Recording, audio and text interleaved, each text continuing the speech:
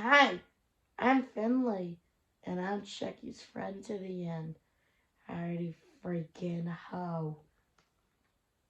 Episode 4. Just let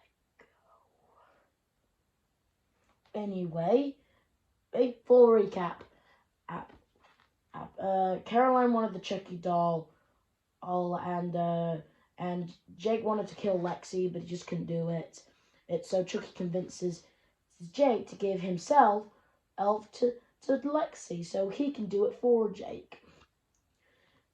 Lexi decides to throw a party, and Chucky thinks it's a good opportunity to then kill Lexi. But he ends up killing Oliver instead. And then he also, and then a giant fire thing happens, and now Lexi knows that Chucky's alive now, and Lexi's parents and Junior's parents find out what Lexi did on Halloween. And so yeah, and it ends with Jake lying down sad at his folks' grave. Okay. Anyway, flashes of sirens, an ambulance, and a hospital, where we see our main character Jake make his way there because he knows what happened at Lexi's. He comes into the place, finds out that all of her parents find out what happened to their son, and they're all devastated. No kidding. I mean, if you just found out your child just died in a party, of course you're gonna be sad. That's horrible. Oh. He sees all the kids that are at the party all treated up. He sees his cousin and Junior getting treated up. Apparently all that smoke caused his lungs to get all smoky, and now he can't exercise for a month. So they're going to do this thing where they put a giant camera down his throat. He finds out his crush Devin is okay. That's good. And Caroline is in a coma in the ICU right now, fighting for her life because she was asleep during the fire. So, yeah. Jesus. I know she's an actor and they're just acting, but seriously, it really is sad seeing a little girl lying in a hospital bed fighting for her life in a coma. That's just sad, that is. Anyway, and her folks are just sad, and her sister is feeling guilty. Jake is watching, and then Lexi approaches Jake, telling him that she knows that Chucky is alive and is after her. Jake reveals that if they don't put an end to this, Chucky's just going to continue killing her. And then she figures out that Jake's the one who sent Chucky to her, for the whole thing. She gets pretty pissed. I mean, no kidding. If you just found out that someone you don't particularly like just sending a homicidal doll over as a present, and you didn't know it was possessed by a serial killer and it tried to kill you, of course you'd be mad. I would even be mad. She tries to tell someone just to stick it to Jake, but Jake tells her that there's no use. I mean, if people, we all know what happens when someone tries to explain Chucky is alive. They end up taken away, or worse, mostly worse. She tries going for it, but Jake just tells her don't, And so she mourns over her little sister's hospital bed, because it is sad. And he's thinking about Devin, Devin's thinking about him, and Devin's mom comes into the room, telling him where he was and why, and, saying that, she's glad that he's very lucky that he survived, and asking him about where was Jake and Chucky. She tells him about Oliver's death, and, yeah, that's how it goes. She just tells the boy to get away from him, but, she doesn't know Jake, Devin knows him. She doesn't know, the way how Devin knows Jake. In other words, Jake's got a crush Sean Devon, and I think Devon's got a crush on Jake. That's cute. Anyway, title card, art, and then Lexi's in the bed, in a coma in the ICU. Lexi's feeling sorry. I mean, she should be, because that was very irresponsible. I mean, technically, it wasn't all of her fault. I mostly just blame her for the smoke, and the party. Other than that, though, I can't blame the rest on her. Just the doll's fault. I mean, if I was her, I wouldn't be taking a smoke when no one was looking. And because newsflash, guys, I don't smoke. It's a filthy, disgusting habit. Man, the world is better off without ciggies. Or in this case, death sticks. Anyway, so yeah. Lexi is really sad, and she asks her parents if she's gonna be okay, and her mom makes a smart ass comment saying, "Oh, since when do you care about your sister's health care and well-being?" And they technically get angry at her. I mean, no kidding. If I had a child and it threw a party without my permission, and one of her students dies, and our house gets put on fire, and one of our youngest child is right now in a coma because of the fire, of course I'd be pretty mad. But I wouldn't act like I'm going to disown them. They're still family, and still my children. Whatever, I'm not a parent, so, Oh, they practically just straight up just abandon her. Well, I wouldn't say abandon, since they still look after her. They don't disown her, okay? I'm just gonna say it. Although Lexi was a pain in episode 1 to 3, I generally feel really bad for this girl. Like it's not entirely her fault what happened. I would say 19% of it was her fault. The other percent, Chucky's fault. Anyway, Devin asked Jake what's up, and at first he was pretty bummed that he didn't go to the party. But now, because of what happened, he's glad that he didn't, because he's glad he's safe. Oh, that's nice. These two are nice to each other. He also spills the beans about the whole Oliver is dead, and Jake already knows, but he just doesn't want to believe it, and he tells her about Devin also tells that about how his mom is a little suspicious of him. I mean, I can't say I blame her, but I'm the only. Hey, I know about the doll. She doesn't, so whatever. They talk about the whole thing, and they go away for a little bit, and we cut to Junior's parents. Junior's mom is really sad and feels really bad for all of his parents. Like, what if you just random parents and you suddenly get a phone call saying that your child is dead? And while Junior's dad is having a little trouble with the damn vending machine. To be fair, I'm on her side on that, what if you are a parent and you just got a phone call saying that your child is dead from a party? You never want to go to a party ever again. Anyway, and then Lexi's parents come in, and then they have a little chat about how they kind of feel sorry for one another. Then she says that it was all a huge accident, and then Junior's dad replies that it's an accident that Lexi's parents lets Lexi do whatever the hell she wants. And they sort of have a huge little argument. And I kind of think it was kind of douchey that Lexi's mom just straight up dragged Devin into the conversation. She points out to Devin's mom, saying, "At least I don't have a child that writes creepy pastas on podcasts." Asks, excuse me? What's wrong with podcasts? They're okay. Hey, especially creepy ones. They're nice. She thinks it's disturbing that your own child is writing down podcasts about creepy stuff.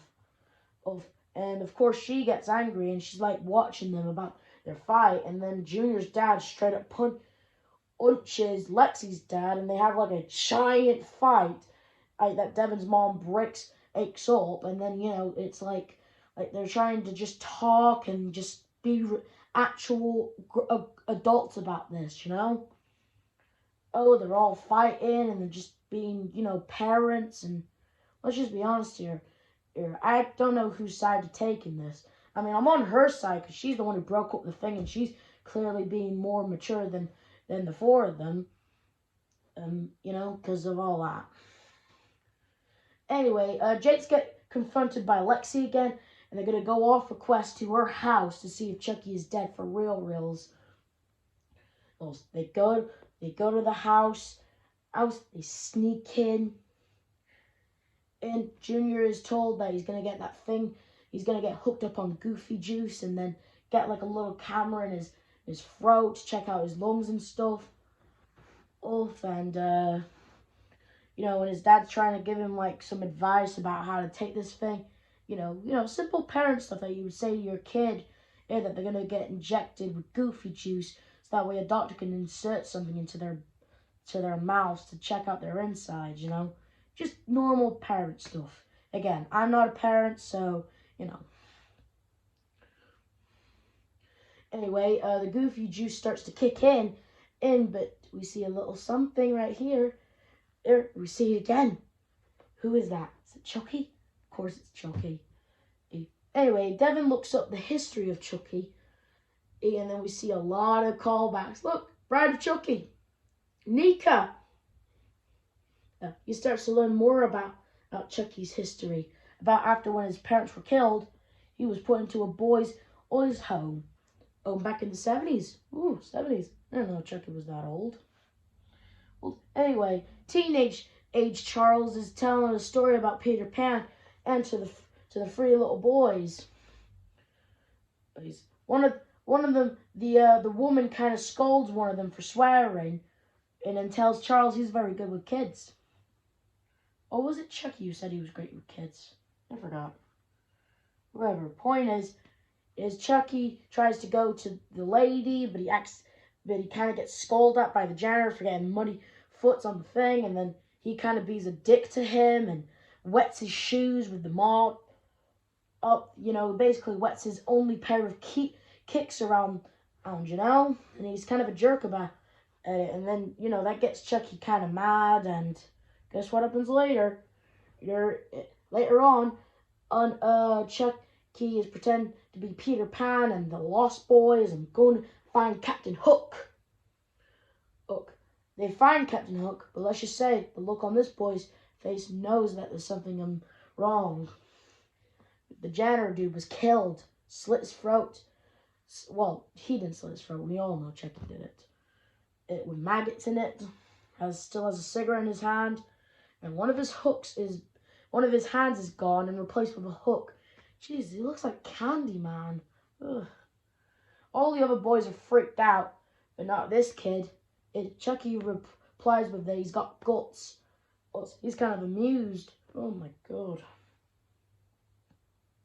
Anyway, in the house, Jake and Lexi look around and arm themselves with some weapons, and then they try to look around, because the only where Chucky was at the last time was in Lexi's room. Lexi forces Jake to go first. And seriously, even when she's on his team, she still has to be a jerk. Seriously? I was sympathetic to her about like a couple of minutes ago, and now she's back to being a jerk to Jake. I get it. She's mad at him because she thinks that Jake's the one who sent the killer doll to her to kill her off. I mean, what do you expect? She treats people like shit, so of course they're gonna get angry and want to kill her. She says she doesn't mean it. She's not a mind reader, but still, you can't just be mean to other people and not expect a reaction out of them. You can't just be mean to people and not expect that they're not gonna do anything about it. Of course they're gonna do that. When someone pisses me off, I downright react to it. I downright get furious.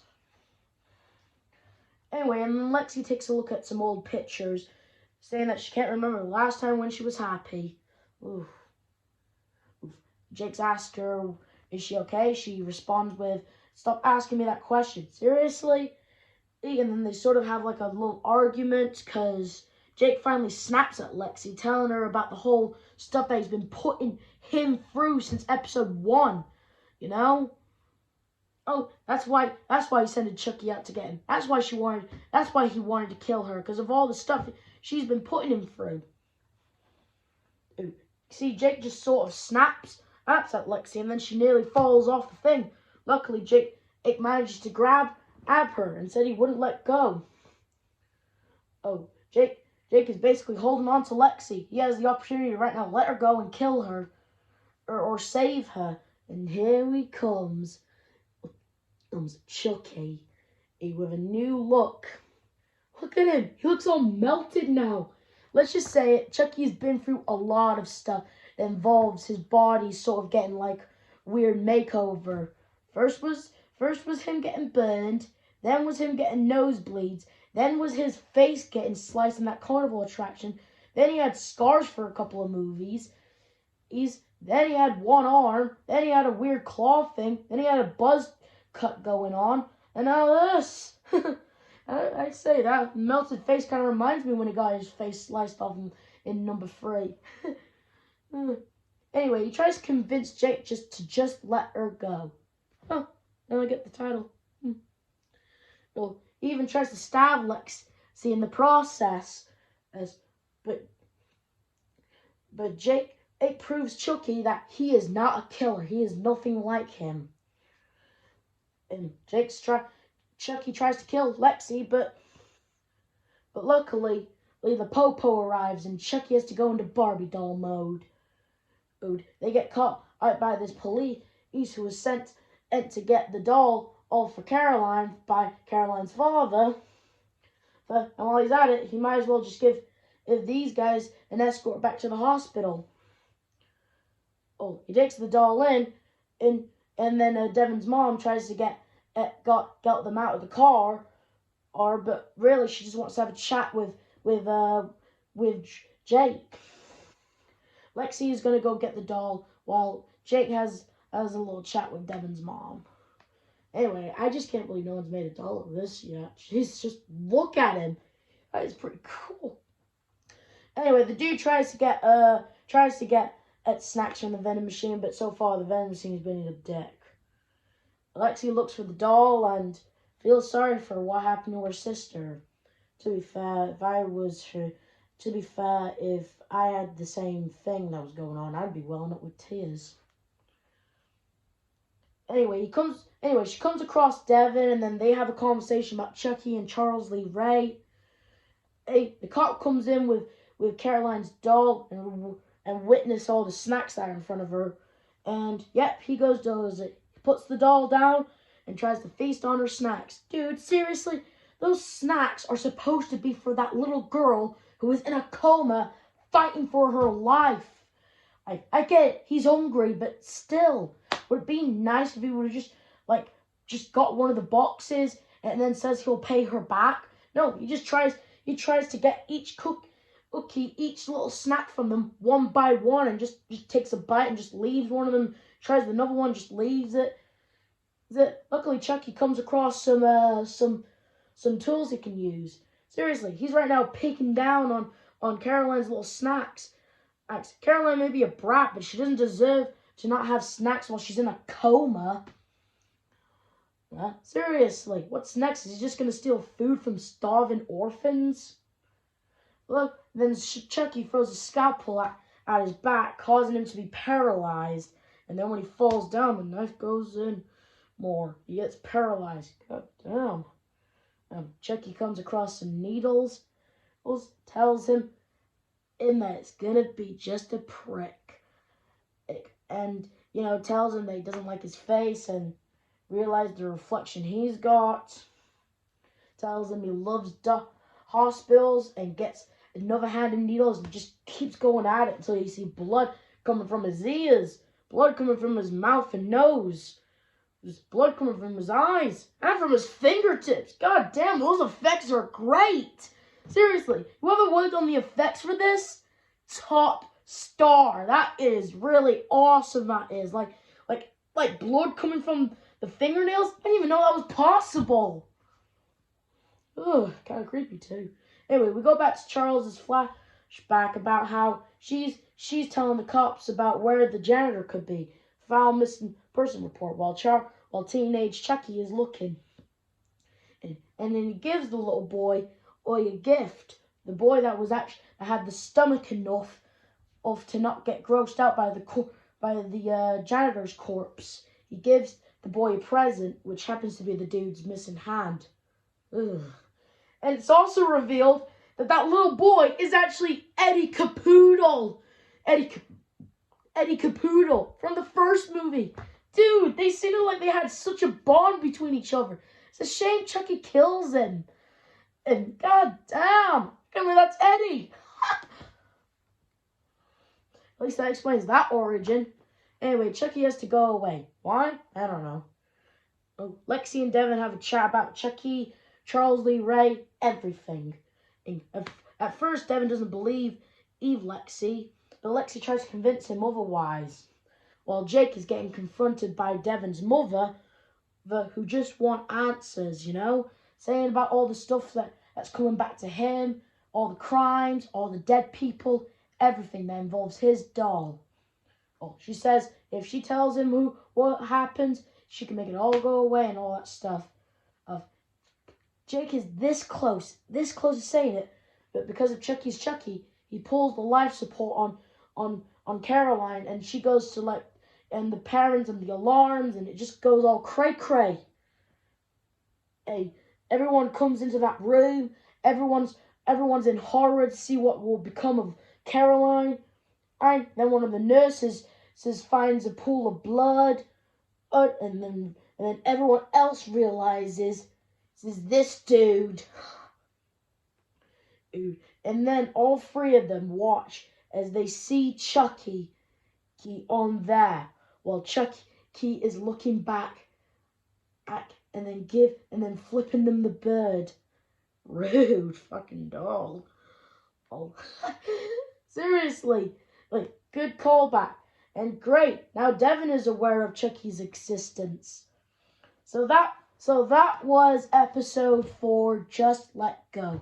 I'll admit, it's pretty cool. Other than Cult of Chucky, I really liked it that the entire thing took place in a hospital. A great place where horror franchises should be in, because there's so many things that a killer can do in a hospital. Well, and Chucky just demonstrated all of that in one episode. Well, I wouldn't say all of that. I mean, there's still plenty more stuff, but still. Anyway, that was episode 4. It was pretty good. Looking forward to the next one. Alright, we got Lexi knows about Chucky being alive. We now got Devin realizing about Chucky being alive. All we need is Oliver. No, not Oliver. I mean Junior. Then boom, shake the room. We got our own little Stranger Things club right there. They're trying to take down one homicidal doll. Anyway, this is the F-Man Critic telling you to like, subscribe, hit notification. And I told you guys it wouldn't take too long to review this episode. I've just been busy. Spring break's on the way. Hey, bye.